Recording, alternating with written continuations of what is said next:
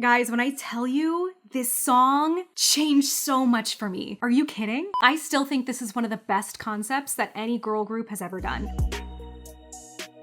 Hey guys, welcome back to the channel. My name is Brooke Morrison, and I feel like this video has been a long time coming for me because you know, I first got into K-pop in 2009 with Girls' Generation, but that didn't last long simply because I was still kind of like, oh my god, you know, I have to like go to marching band practice and whatever. So I discovered Girls' Generation, fell in love, was obsessed for like 2 months, and then honestly just kind of like got lost in life. And so from there, spent the next 10 years not paying attention to K-pop whatsoever and got back into it in 2020 with BTS. But you know what? I think we all have a list of songs that pretty much changed our view of the industry and then furthermore, changed our life. That's not an exaggeration. There are plenty of songs out there for me that definitely kind of restructured how I saw the industry and then how I saw the Western industry because of that. So don't be upset if your fave is not on here. Don't be upset if your favorite song is not on here. This is definitely a list that I have made and is very personal to me. If you relate to it, that's great. If not, I would love to hear your list of songs in the comment section below. This is in no specific order as well, but this is probably something that comes to mind whenever I think about this list. This song is definitely top 5 at least. It is Wonho, Open Mind. Guys, when I tell you this song changed so much for me. I mean, it was my introduction to Wonho as a solo artist and even Monsta X as a group. And this was Wonho's first comeback as a solo artist after all the controversy, which I didn't know about at the time. Because again, this came out probably right as I was getting into it in 2020. I was just mind blown. The talent this man possesses, the concept was flawless. The execution of it was flawless. It was honestly just such a great song for him and such a great moment as well. I remember everybody and their mom was reacting to this video. Like bodybuilders were reacting to this video because of Wonho, because of his physique. To be honest, this was one of the first viral moments that I experienced as a K-pop fan. When marimba rhythms start to play. Don't know if you've seen this before, but unless you're a bodybuilder, you don't understand how jacked he is.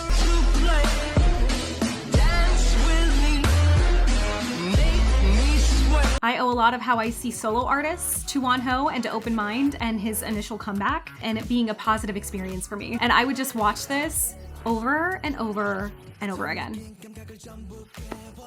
Yes, shout out to Wonho. Next, oh my god, this woman, another moment where I was kind of like confused as to why she had been hated on. I just didn't understand the cultural implications yet.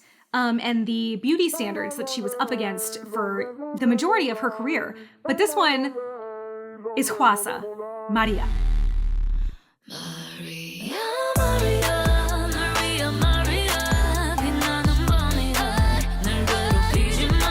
Oh my god, how I fell in love with this woman. You don't even understand. I watched this just as many times, if not more, than the Open Mind video.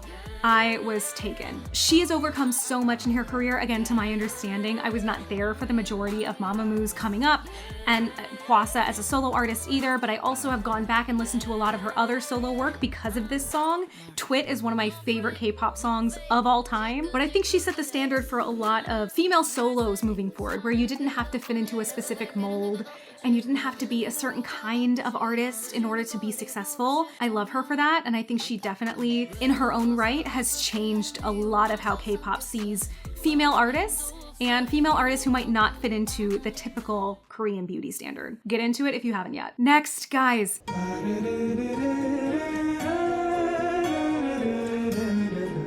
You know this group has had so many great songs and comebacks, but this one for me, guys, okay? This one for me, it kind of like set the standard.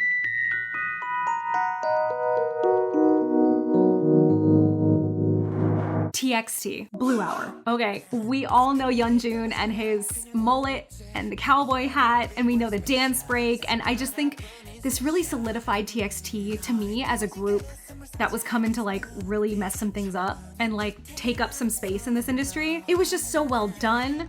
And I think it really set the stage for them for their next comebacks. I think it was the first time where I actually saw people like, we need to go get this album. We need to go get like everything about them. I want to know everything about them. People started to pick biases. I know for sure it was the first time they'd come on my radar and I was like, wow, HAVVEEEE's at it again. It's just like iconic. I absolutely bought this album and it made me want to someday maybe see them in concert, or just like it definitely like made me a fan. And I know some of you will say Loser Lover was like a moment for you or something. I just think Blue Hour was amazing. Another song that made me go back and listen to a lot of their other previous songs. Crown, I think, is one of their best songs. Blue Hour, TXT, it kind of like encompasses their brand to me. I don't know what it is, but that definitely changed. Ugh, I was like, look, another boy group coming out of HAVVEEEE, they're doing it. It's happening. All right, this next one, guys, oh my gosh. I bought so many versions, not even versions because like they were all the same version, but I bought like 7 or 8 of these albums because I wanted all of the photo cards, and I have the collection of all of them. Taemin, Advice. Oh, this song, ooh, the instrumental is fire. I remember one of the biggest critiques of the time was that it was like simple. Some of the like engineering / producer guys that were reacting to it was like, this is just a simple kind of like one, you know, piano riff and that was it. And I was like, who cares? Who cares? This is catchy. This is amazing. It introduced me to Taemin as a soloist.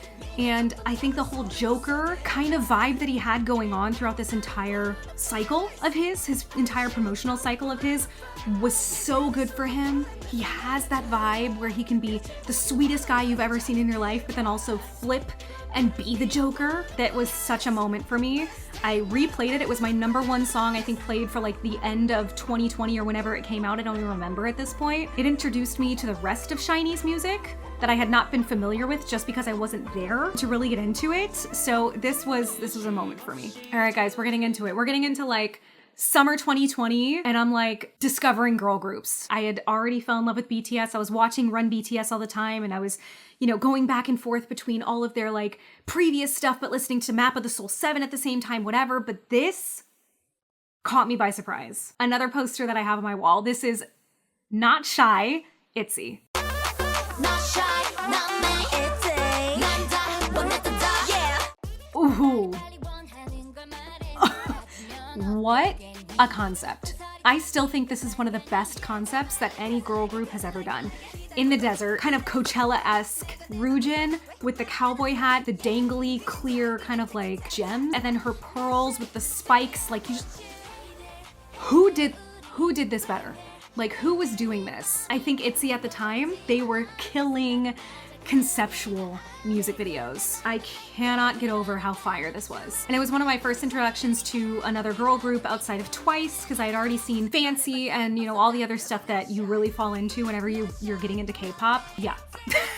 Everything about Not Shy, Itzy. If you disagree with me, that's one where if you disagree with me and you don't think it changed not only your life, okay, but also like the industry at large, and set the stage for a lot of like modern girl group concepts, you're wrong. So speaking of viral moments, guys, we have to do this one. This is Stray Kids God's Menu.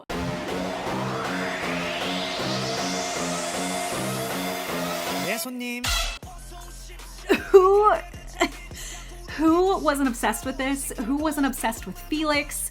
Like a chef, I'm a 5-star Michelin.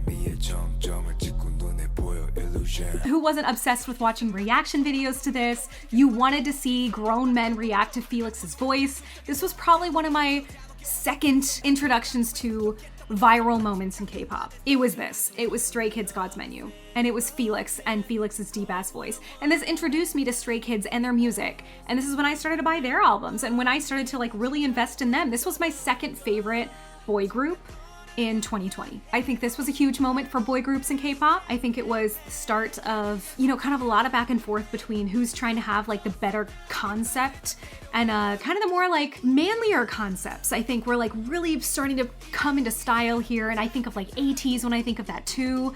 But Stray Kids did it. I mean, we cannot go through this list and not mention God's Menu, Stray Kids.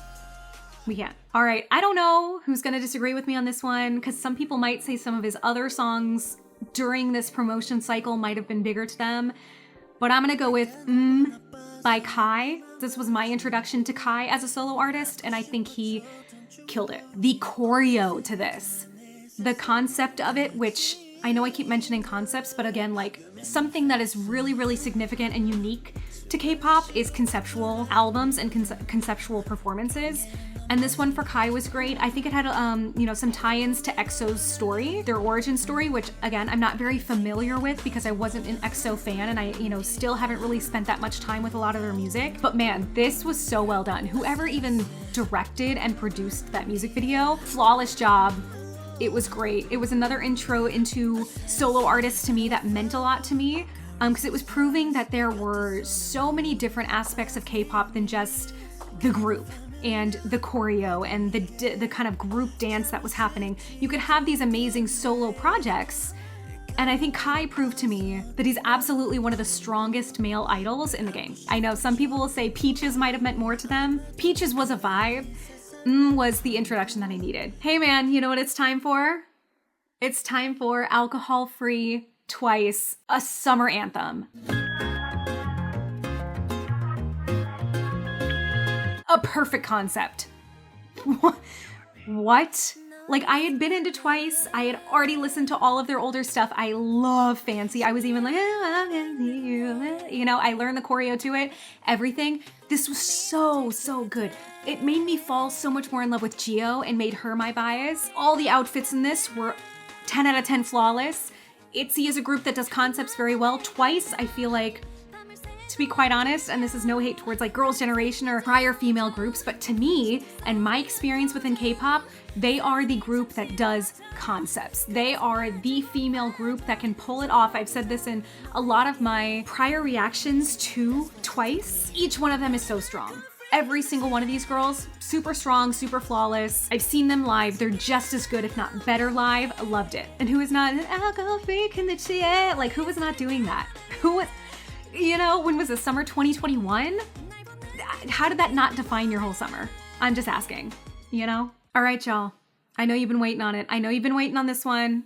Okay, we're getting into the BTSs because so many of them have been iconic to me, but first, we're gonna do these back to back. First, we're gonna do Augusty Deshita.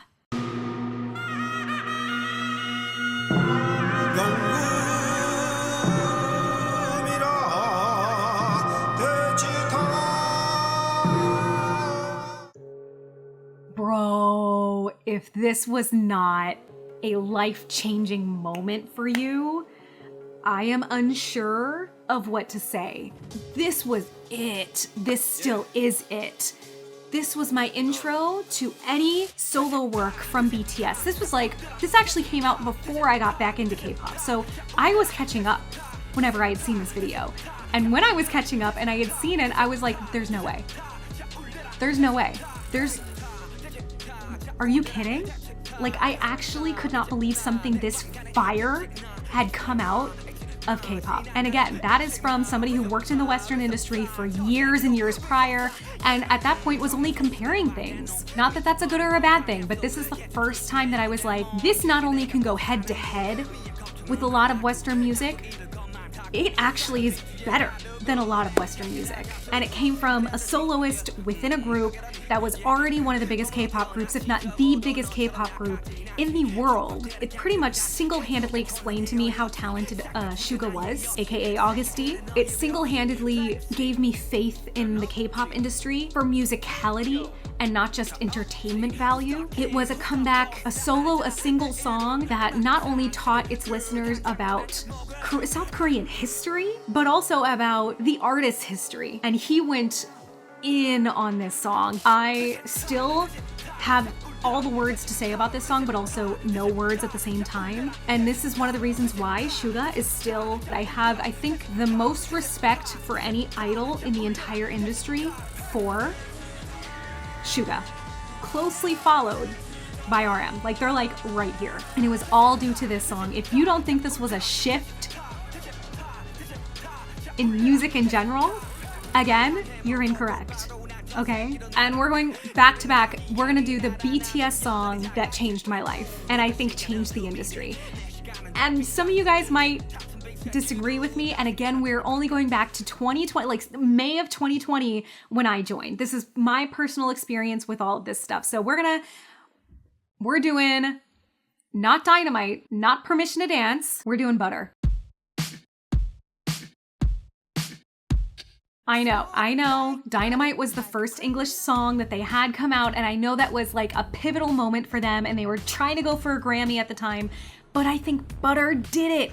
Butter did it. To me, I went to 2 of the shows in LA, and I went to 1 of the shows in Vegas. To me, it should have been like the Butter tour. I know they called it Permission to Dance on stage. I truly feel as if Butter encapsulated that entire era for them. I think it's iconic. I think the song is actually one of the best of that era, if not the best of that era, probably, in my opinion. But the choreo to this, again, we had a dance break in this song. I think it's more memorable. I think it was probably the song that would have been that contender for a Grammy. And I'm sorry, but I just think it's up there for me, above Permission to Dance and above Dynamite. Not only for the choreo, I just think it's a well-written pop song. I think it's a great pop song. I think all the members shined in this song and in this video, and I absolutely think that this had like the best choreo. We got the Butter Funko Pops. We had everybody wanting to get these photo cards. Everything about it was so memorable, and it was so much fun to experience that firsthand. It was time for that Grammy poll, that Grammy drive, and it was time for them to come do that tour here in the US and have some English songs, and I think it was just an enjoyable time. Was it Black Swan? No. Which also, again, is life-changing, but that is not a part of this list because I'm just, Butter to me, it encapsulated that entire period. If I could go back and relive the Butter era of BTS, I would do it again. I would. By the way, Black Swan should have won a Grammy, and it's one of the best K-pop songs of all time for me. Okay, we're just gonna leave that there. Okay, next is one actually that is a little bit personal to me. This is gonna be Ateez's Studio Choom performance for Answer. Life-changing. Again, one of my initial introductions to boy groups outside of BTS, and it shows them all so well. Every single member had a moment to shine in that video, and it was also my introduction to Studio Choom performances in general. So now I'm like, oh, this is a fire concept, and also, this is a fire performance. And it was actually my introduction into Ateez as an entire group. So it means a ton to me. I'm not gonna spend a lot of time talking about it. If you haven't seen this performance, you absolutely should go watch it, but A1. All right, we're heading to the NCTs next. Yes, some of these absolutely changed my life. And you know what we're gonna start with is NCT U, Make a Wish. Yo. This concept, this song, the choreo to it, it was a moment. This was one of my first intros into NCT U and into NCT in its entirety. What a song. What a comeback. What a concept. We had swinging from chandeliers, like giant chandeliers. I'm guessing they were supposed to be genies in a bottle at some point, which I'm not quite sure how that fits in culturally. That, to be quite honest, is probably problematic to an extent. Moving on from that, we're getting into WayV Love Talk. You have to agree this was a moment. You have to agree this was life-changing. I can hear it calling. You just have to. Again, not sure when it came out initially. I just know that I discovered it in 2020 when I was discovering a lot of these. Wow. An entire song about not being able to speak the same language, but that's okay, because we're still gonna like, okay, you know what I'm saying? How does it get better? How does it get better? How does it? I even, for some reason, I feel like I had heard this song before I had seen the video, knew who it was by, and I think that's how big it was, because I actually think that like, as a radio personality, I had already heard it somewhere. Because it was either I had deja vu or it was just that big of a song at the time. And it was being talked about on that level. And I wasn't even on TikTok yet. It was just everything about it. Also, it made me love 10. 10, I love you. From there, we're going to SuperM, Tiger Inside. Wow.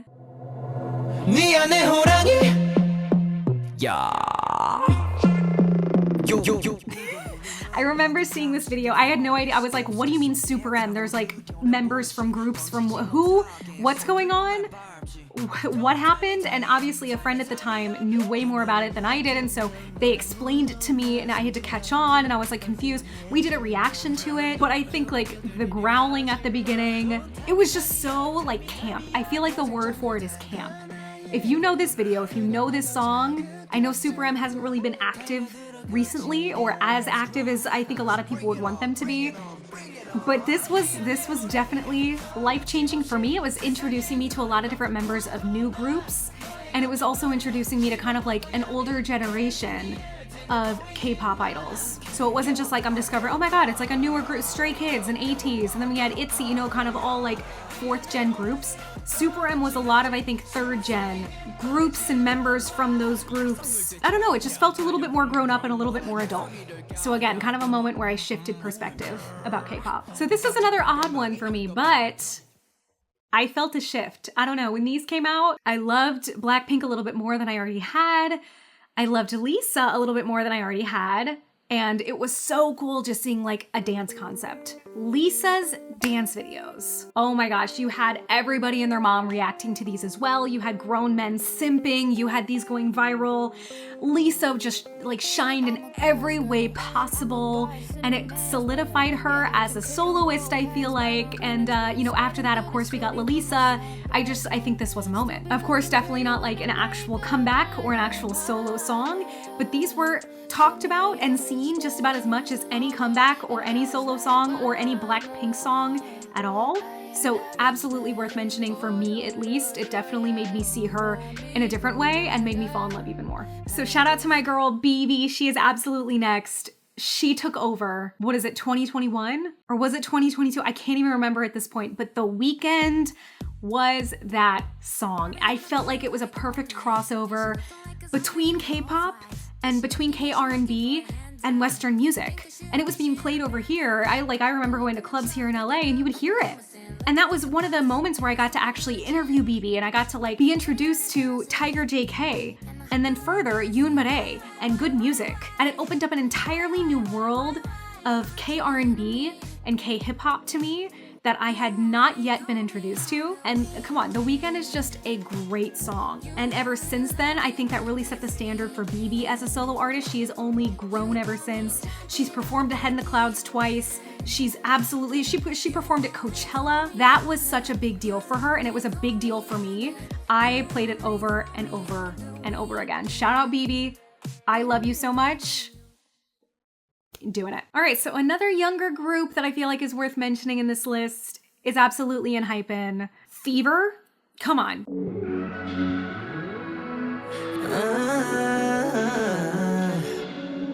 A moment for the younger groups. Again, another HAVVEEEE group that is absolutely slaying the game right now. They have come out with so many other great songs since then, but Fever, I feel like, changed a lot of people's views on Enhypen, and them being a young group, but then them turning into kind of a group that was worth watching out for. Like, if you've been a fan for forever, you already know. Talented, amazing, great guys. Everything about them is great. But I do feel like Fever really put them on the map, and it was kind of a grown-up concept for them, even though they're still very, very young. But I feel like now we're seeing them turn into that group that is just going to continue to be great and to tour all over the world and to put out great concepts. And Fever, I think, was the moment that did it for them. We're gonna do some honorable mentions in the back here, because some are very, very recent. Some are just really, really, they mean a lot to me. And some of them are actually really old. We're gonna start with the oldest. Girls' Generation, Run Devil Run. You better run, run, run, run, down the over G, over O, over anything, Genie that came out. Run Devil Run for me was it. Not gonna spend too much time talking about these, but if you agree with me, thumbs up, put a comment down below which Girls' Generation song did it for you, but Run Devil Run was mine. Going to the more recent one, New Jeans, Hype Boy. Wow. They're here to stay. They're killing everything. They are outshining a lot of groups that have been established for a very long time. Also not gonna spend a lot of time talking about them because this is very recent and I still don't really have perspective on how it's changed my views of music and K-pop in the industry, but they are the new thing. Absolutely. Speaking of Girls' Generation though, a more recent soloist, Taeyeon, I Envy You, one of my favorite K-pop songs to ever come out, literally at all. I still play it at least 3 times a week, and it was one of my top songs of all of 2022. If you don't know this song, please get familiar with it. It is fire. Honorable mentions as well to Baekhyun, Bambi. You're my only Bambi, Bambi. Hyuna and Dawn, Ping Pong. LOVE, play the ping pong.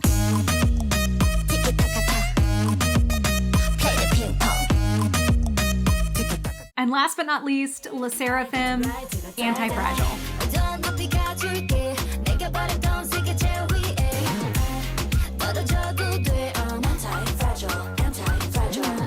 Come on. Again, not much perspective on that one just yet, but we all know the impact it is having.